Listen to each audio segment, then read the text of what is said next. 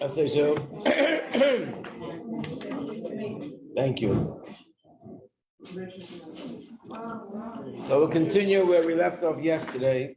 And he starts to explain that when it says in the Torah, Adam ki Yakriv Mikem, it's referring to the Nefesh Elokis, and it's called Adam because Nefesh Elokis evolves from the level of Adam. So the sheet that I gave you, just the source for it is, first of all, this sheet is the Nevuah of Yecheskel.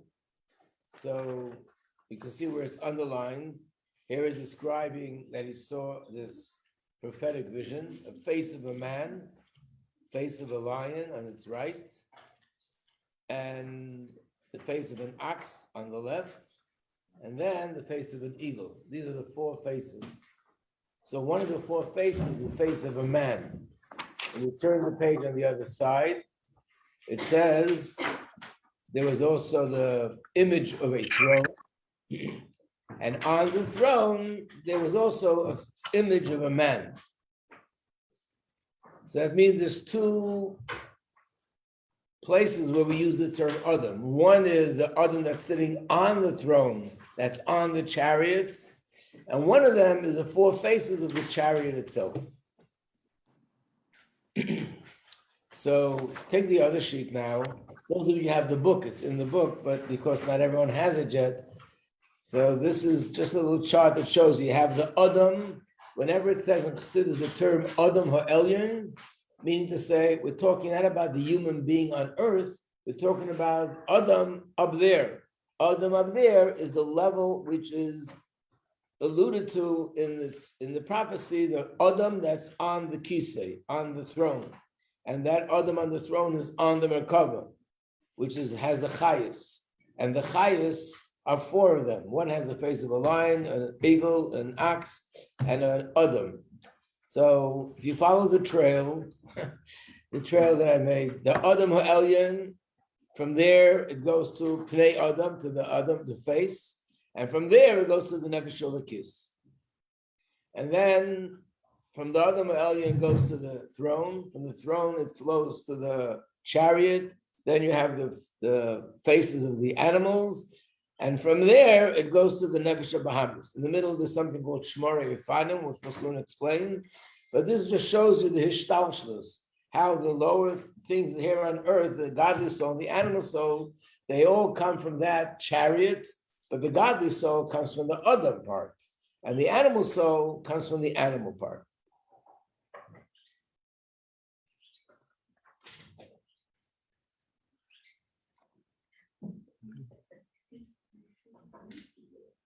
What happened? A Gilgul? So, Rabbi, just to get this straight, you're saying, so this is from Heskel Grida Altruis.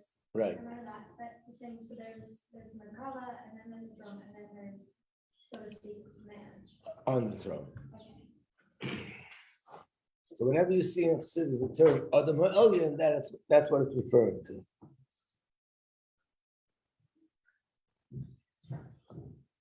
It's interesting, in the Chumash, it says that the reason why Hashem called Adam Adam, because it comes from the Adama, it comes from the earth. But it's also brought down in Shalah, the reason why it calls him Adam is because of this reason, because he evolves from the Adam Ha'elyon, from that Adam. So let's do this again. We're on the second page. Well, here it says on top 9. It's part of a bigger booklet. So it says, let's start with the second line. That's known. Every year it has two souls. These are the sheets where let's do here. Shayna also one of each. Two souls, Nefesh Elokis and Nefesh Bahamis. Asher Nefesh Elokis, this Sharsha, what are the roots? What is the source spiritually? Nefesh Elokis. The B'chinas Adam comes to the level called Adam. Like it says, Adam Hashem created man in his image. And which image are we talking about? It says Al Dmusa Kisei, there's an image of a throne, and on the image of the throne, there's an image of a person. The reason why we use the word image, because it's not Chas v'Sholom a throne, it's not Chas v'Sholom a person, it's all metaphoric language. So there's something there that is similar in some way to a person, to a throne, and so on.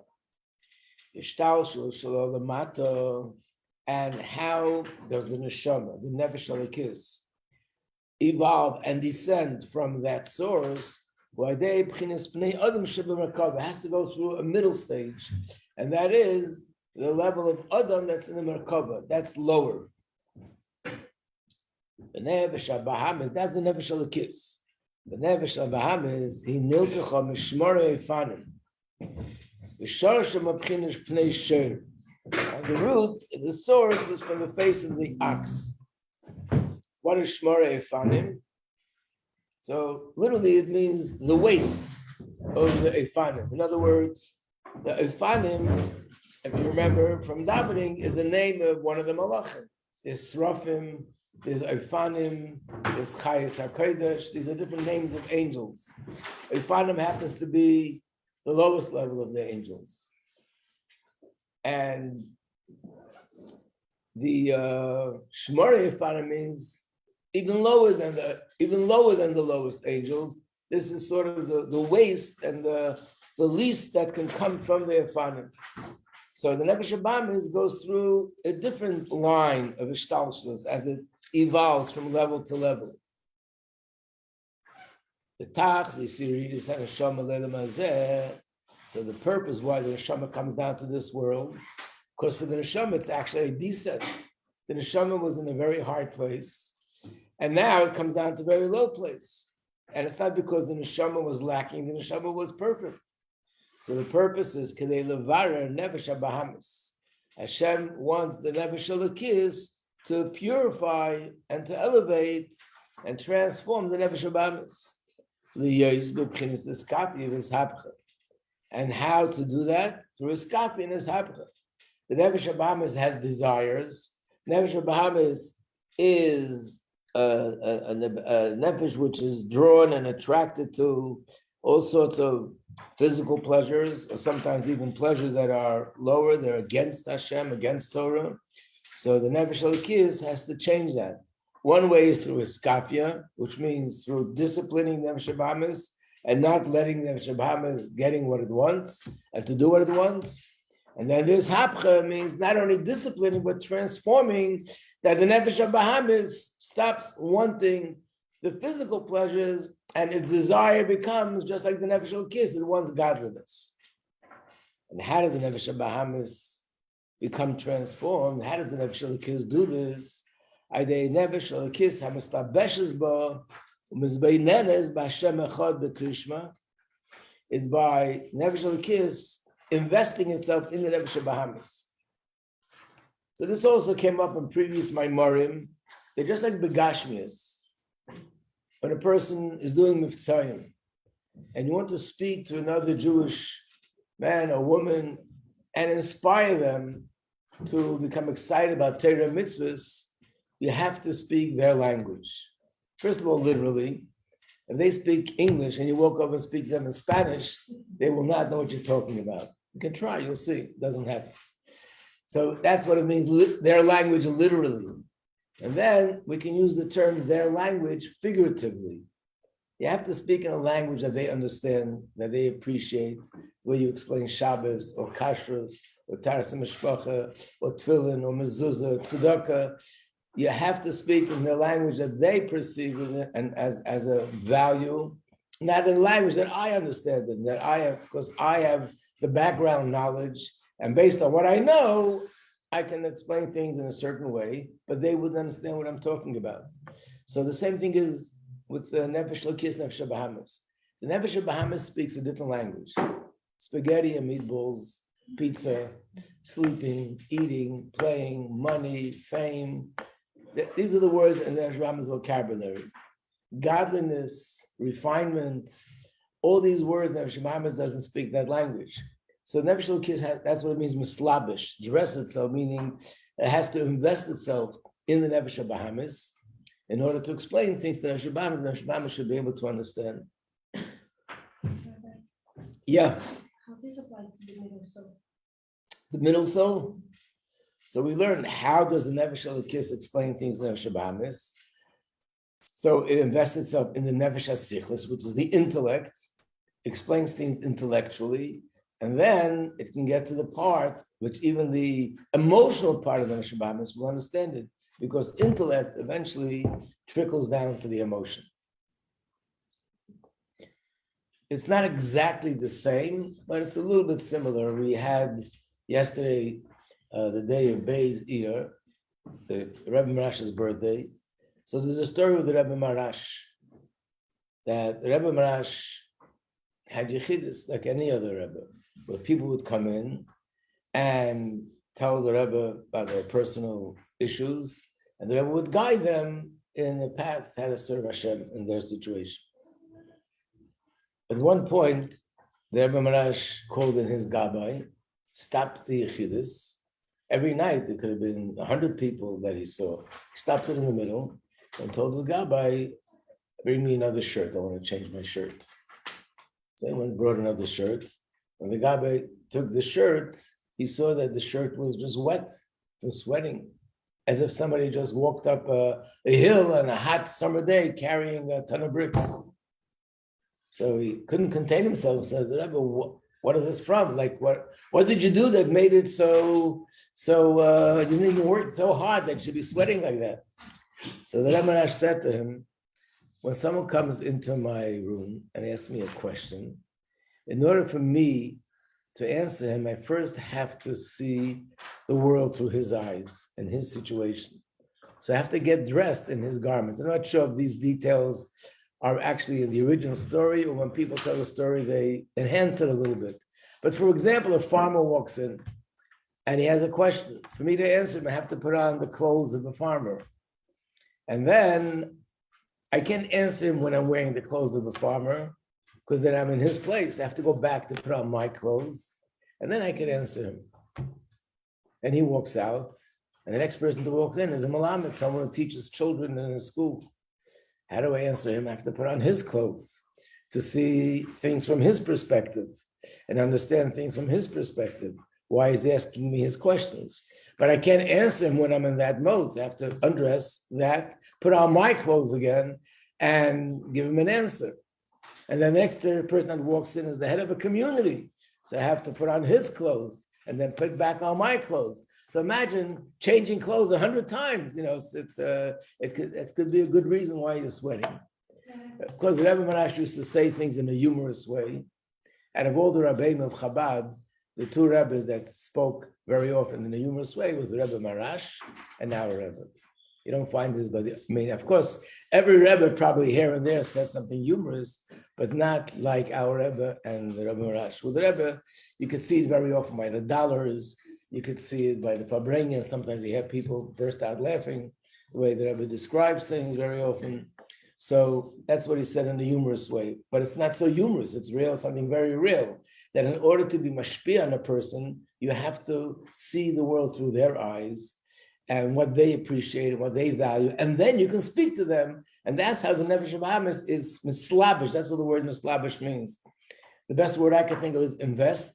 If there's any English major here that can give me a better word, we'll take it. But it means you have to put yourself in their situation, dress yourself in their clothes, like the story there of Marash. And then, so Nefesh Habahamis thinks about the greatness of Hashem, but in a way that his Nefesh Habahamis could relate to it. Then he says Shema Yisrael, and that leads to the next pasuk. V'ahavta, you should love Hashem b'chol levavcha, with all your heart. And let Chazal say, why does it say levavcha with two bays? According to the grammar, it should have said b'chol lipcha. And the answer is b'shnei yitzrecha, with both Yitzhak Tov and Yitzhak Hara.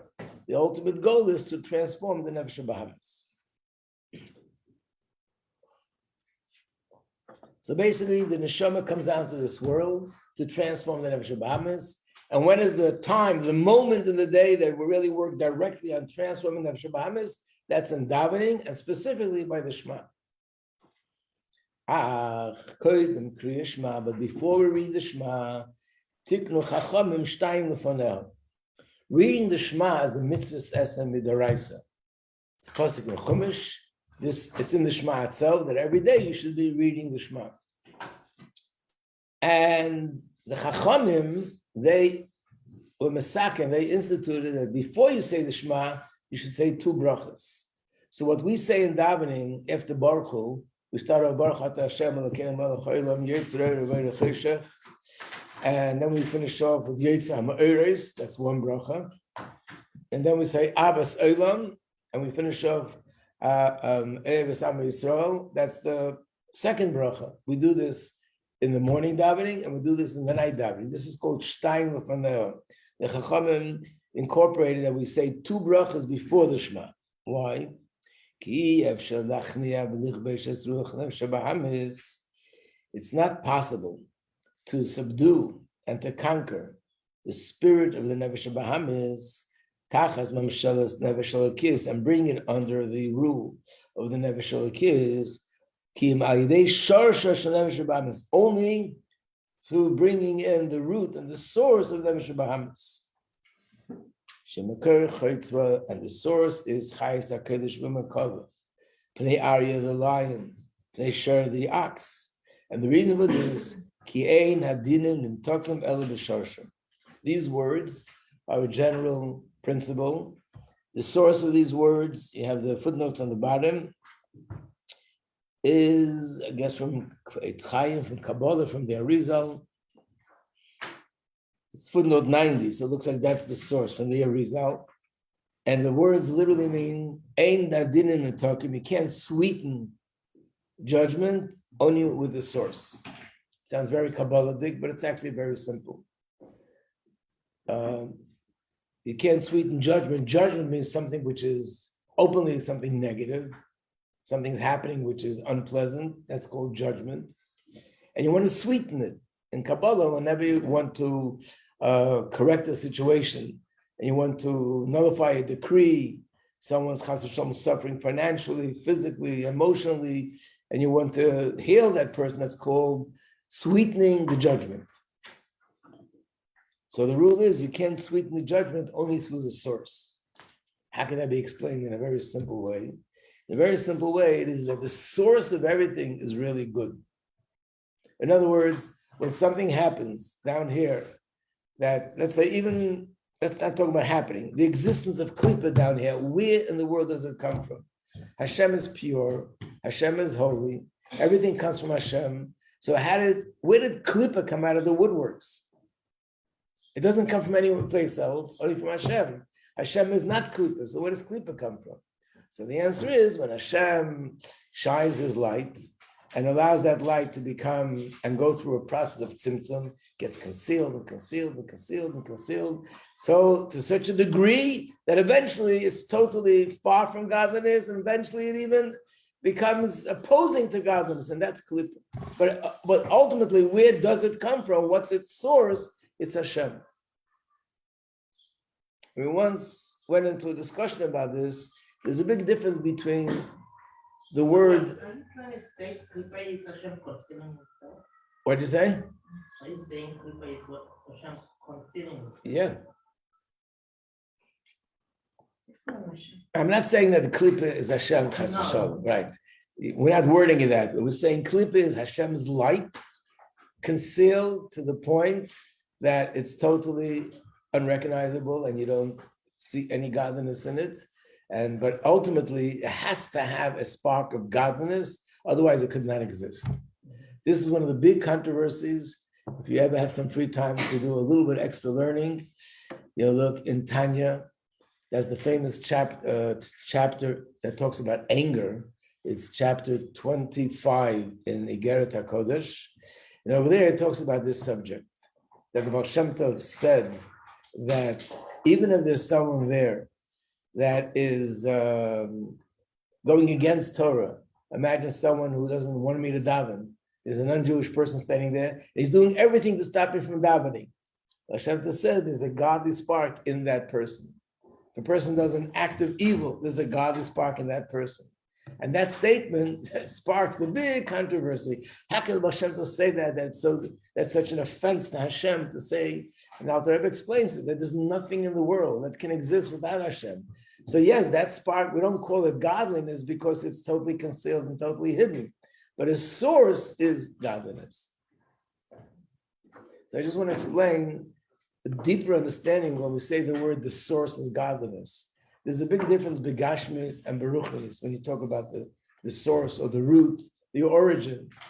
So if you would say, for example, that this person, they're a descendant of the Alter Rebbe. Wow, it's amazing. Who's the person? Oh, he's not even religious today. Really? But he's a descendant of the Alter Rebbe. So what we're saying is this person is this person.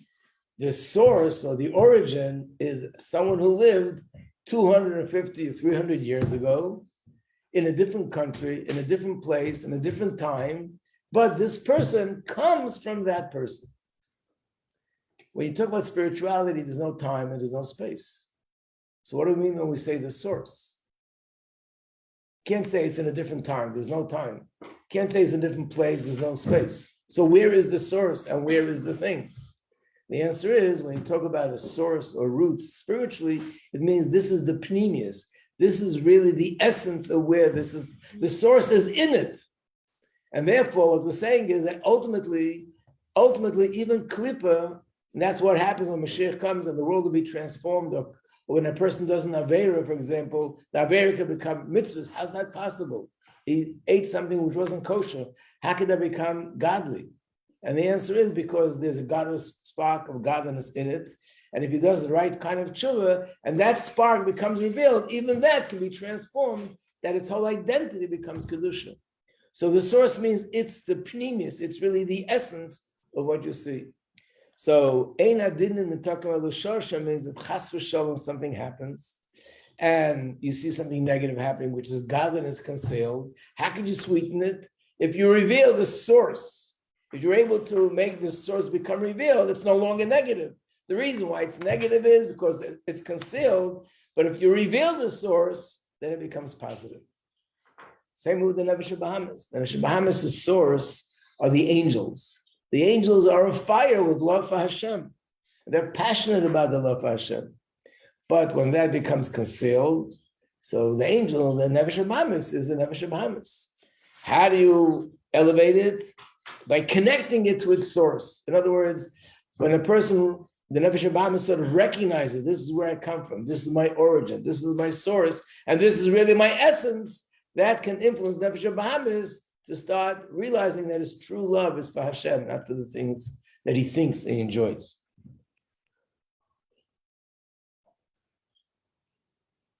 Many times, it happens to many people, that one of the things that spark their interest in Yiddishkeit, or maybe not spark, but after it's sparked, that sort of generate a much stronger desire, is when they realize, a lot of times people have stories that they were going through pictures, and they pull out a picture with a strange-looking person, and say to their mother, "Who's this? What's the beard? What's this on his head? What is this?" "Ah, my great-grandfather. Yeah, he was a religious Jew." Really? But very often, something happens. Wow, is that where I come from? What's that all about? Who was he? What's Yiddishkeit? What's Torah? What's mitzvahs? What is it? It's a desire. I want to be who I really am. And when I see that's where I'm coming from, there's something clicking in my head. Maybe people don't always have the right words for it. They're not articulating it that way, but they really mean to say is, I want to be who I really am. Not what other people want me to be. Who am I really? So if I look back where I'm coming from, that's how I know who I really am. And when I see that, I want to be like that.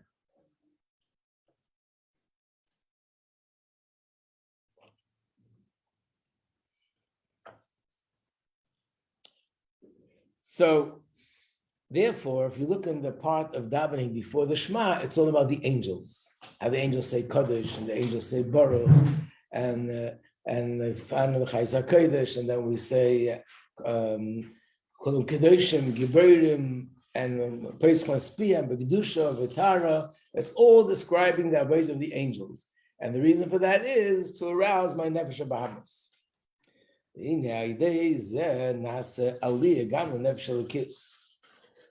Nefesh Elokis initially was given a task to elevate the Nefesh Bahamas. So really it's all about the Nefesh Bahamas. But because he does this avodah of elevating Nefesh Bahamas, the Nefesh Elokis itself becomes elevated. Which means, even though we said the Nefesh Elokis is already in a good place, but there's no limit to good, and therefore, once it elevates Nefesh Bahamas, it becomes elevated to a higher place. Similar to what it says, which means these angels, they carry Hashem's throne. So he doesn't say the conclusion, but they do bring this, it's brought down in sources in Gemara and Medrash, that they carry the throne, but really the throne carries them. In other words, they're being lifted by the throne.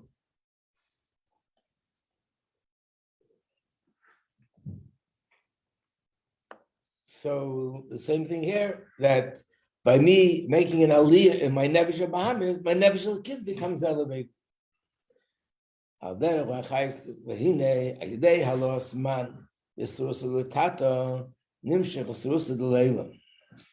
Does everybody know what the Resus Tata means? Resus Leila?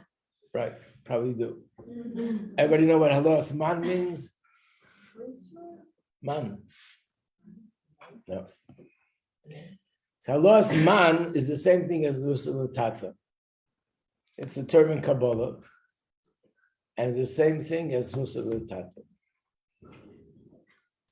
And in Kabbalah, there are two terms that are similar to Resus Tata, Resus Leila.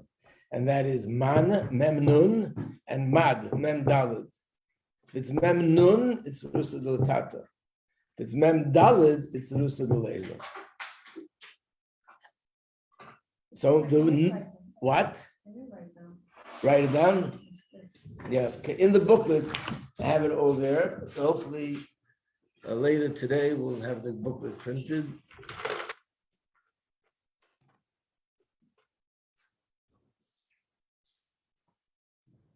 This is man, mem, nun. It stands for mayim, nukvi, which means feminine waters. This is the makabel. And that's why it's referred as a source of lakata. And the other one is mad. Mem dalid is mashpia. This is mayim, the urin, which is masculine. In Aramaic, the Dalet exchanges with the Zayin. That's a good idea. Take a picture, okay?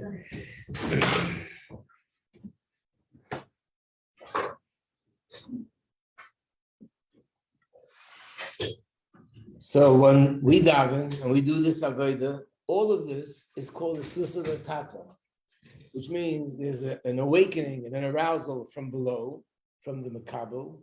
We know Hashem and the Yidden is husband and wife. Hashem is the mashpia, we're the makabel.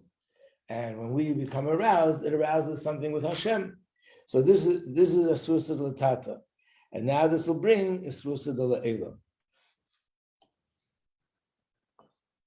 Follow me? Did anybody get lost? Fall off the train? No, you're here? Which one's the Makabel, which one's the Iyar? The makabel is, are these two? Yeah. The makabel is man, nukvin, feminine. It's the receiver. Chassidus, feminine is the receiver, and masculine is the mashpia. Hashem is the mashpia, and we are the receiver. Hashem is the ish, and we are the isha.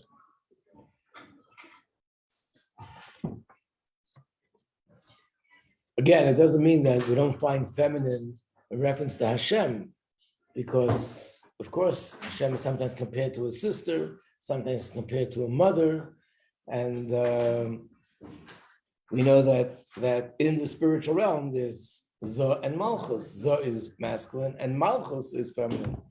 So it means everything exists in a general way, more specific way. So generally, Hashem and Yidden is masculine and feminine, or mashpia and makabel. And in this context, the Isrus Leila means an arousal that comes from Hashem.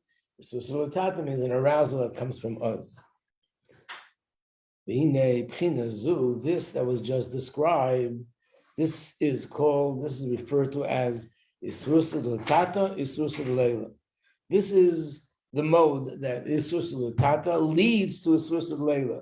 There's an arousal from below, and that leads to an arousal from above. Yes, there's another mode. Yesh Gamke, something else, which is called Isrus Leila, no Maila. There's an arousal from above. Hanimshach, it's drawn from Hashem, La'ir Isrus Tata. And that is, Hashem takes the initiative to arouse us in order to wake us up, to wake up the person, to wake him up, the person who's sleeping in all the vanities of this world. Which means, sleeping, we need to say that we're so invested in the Gashmis and in the materialistic things in the world that we're not paying attention. We don't hear it.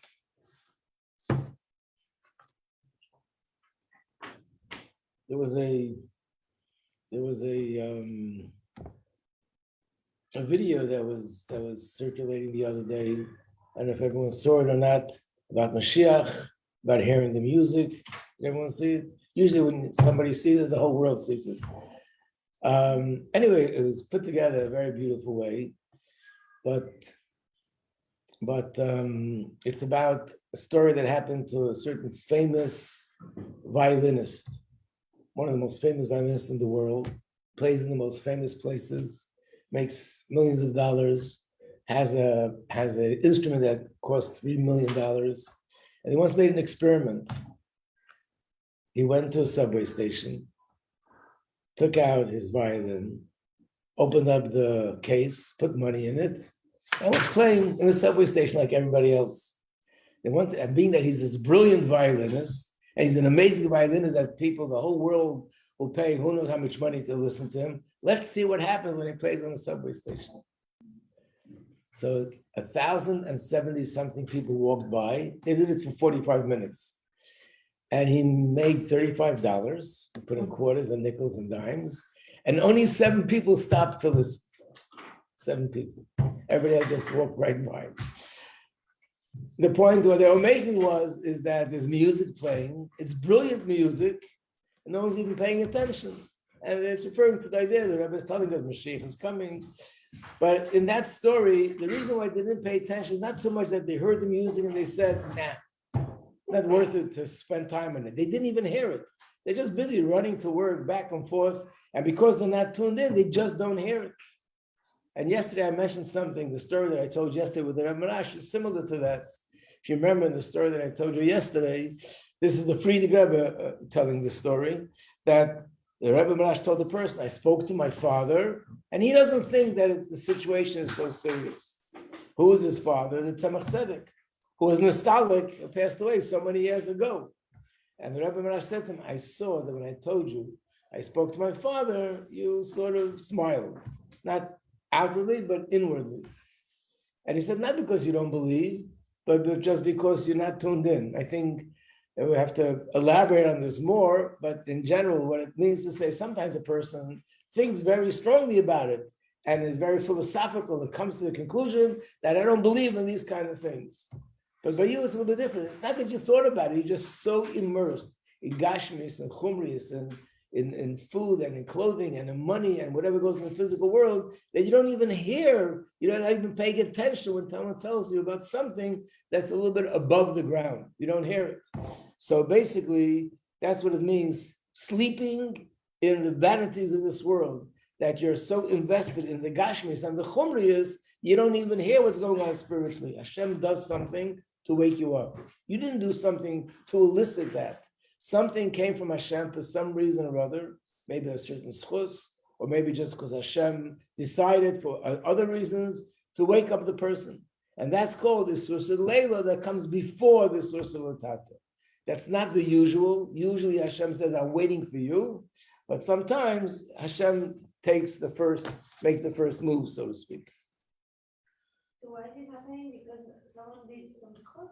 Sometimes it could be the person did something, which is the schus, and in that schus they did. I mean, imagine a person, let's say, who's not from, but they did somebody a favor, which is a very big thing according to Torah. They helped somebody and it could be in that schus they get a susul tata. Or someone who is from does things that they don't think is any big deal, but by the Eibishter it's a big deal, and because of that, there's a susul.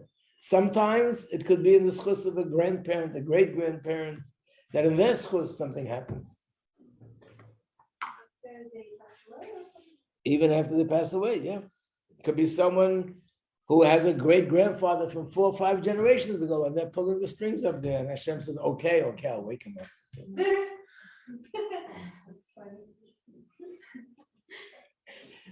We had a student here that once spoke, and she told her story how something happened, and she got excited about tshuva, and then it sort of died down, and then a year later or 2 years later, something else happened, and then she took it on. So she said, the first time the alarm clock went off, I put on the snooze button, went back to sleep, but then it went off again a second time. Okay, it won't be up. And I think some people wanted the snooze button 3 times, 4 times, you know. And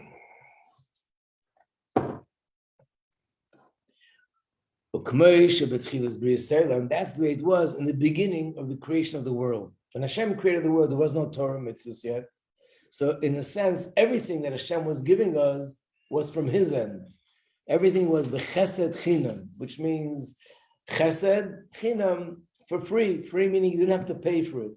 You didn't have to do something spiritually. Like it says, ki chopetz chesed hu. Hashem did things because he desires chesed. So as a result of that, he gave us whatever he gave us. Achar kach, after Hashem created the world, so in davening on Shabbos, there's a part that's called Hal HaGadol, where we have the word Hoydel Hashem Kitov Kilolim Chazdei, and then there's a whole long list of things, and each one we say Kilolim Chazdei, Kilolim Chazdei, Kilolim Chazdei. I don't know if you ever took the time to count it, but it's 26 times. And in fact, in the Siddur, it'll show you the first 10 times corresponds to the Yud in Hashem's name. The next 5 times the Hey, the next 6 times the Vav, the next 5 times the Hey. Altogether 26. So the Gemara says that there were 26 generations from the beginning of creation until the Torah was given. Right? There were 10 generations from Adam till Noach, 10 generations from Noach till Abram, 7 generations from Abram till Moshe. So until Moshe, there were 26 generations. And those generations, how did they survive? Not through their avodah, because there was no Torah mitzvahs yet, but pure chesed of Hashem. Ki lo'gam chazdei. So that was a time where this Rusa Delela came on its own. And then it depends on us. It says in reference to Adam, but even though in the times of Adam there was no Torah yet, but this is alluding to the way it's going to be after the Torah would be given. That you have to work and you have to protect it. And like the Gemara says, La'avda means mitzvahs asay, positive commandments. Well, the Shamra, which means to protect, is talking about not violating the negative commandments. So we have to do that avodah. Even though there has to be a susa tata in kozeh, nevertheless, nimshach a susa de la'ela, la'era susa tata. So what he's saying is that there's actually, in a sense, what he just described now is 3 things. One is I do a source of tata to arouse the source of the leila. The other possibility is Hashem does a source of leila to arouse the source of the tata. The third point is that even when there's source of tata, because I'm davening, I'm learning, I'm working hard to generate and to develop a feeling for Hashem that couldn't have happened without Hashem first giving me the power to be able to do it. So in a sense, even a source of the tata is preceded by a source of the labor, but in a different way. What did you say? What? What did you say? If you see it, it's a Kabbalistic word in English.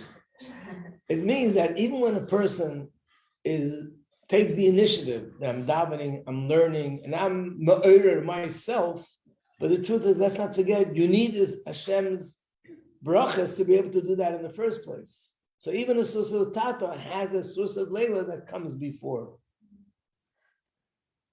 But the Susad Leila we're talking about, and the other sort of the other scenario is something openly that's more godly, like a miracle that happens to somebody. One day you wake up in the morning and you feel excited, you feel uplifted, you feel inspired, your davening goes different, then your learning goes different until about 10 o'clock, and then it all comes down.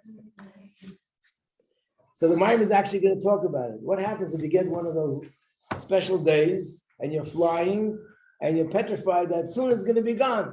What do I do to hold on to it? Then we'll learn it later in the Mamar. To be continued. Okay.